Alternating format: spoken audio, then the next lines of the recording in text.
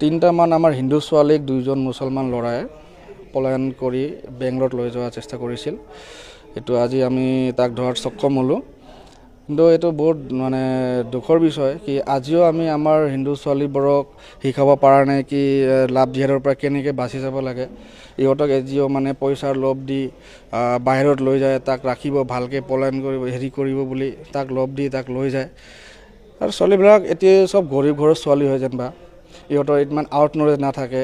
কিন্তু আমি এইদৰে আমি বাকী হিন্দু ছোৱালীৰ কাৰণে এটা মেছেজ দিব বিচাৰোঁ কি আমি হিন্দু সংগঠনে এনেকুৱা কিমান পিছফালে পৰি থাকিম, কিন্তু আমি আপোনাৰ নিজৰ এটা জ্ঞান থাকিব লাগে কি কাৰ লগত কোন ধৰ্মৰ লগত কেনেকৈ যাব লাগে।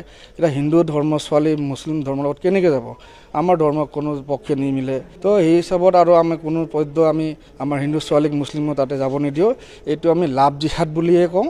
আৰু এইটো অলৰেডি জিহাদটো আমাৰ ইণ্ডিয়াত আমাৰ ভাৰতবৰ্ষত বহুত বেছি বাঢ়ি গৈছে, স্পেচিয়েলি আমাৰ অসম বঙাইগাঁৱত বহুত বেছি হৈ আছে।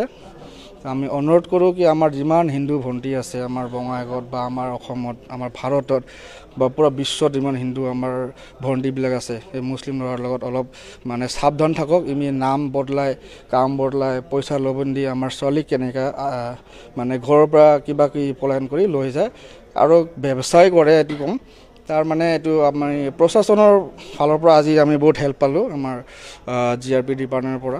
তো এইটো অনুৰোধ থাকিল।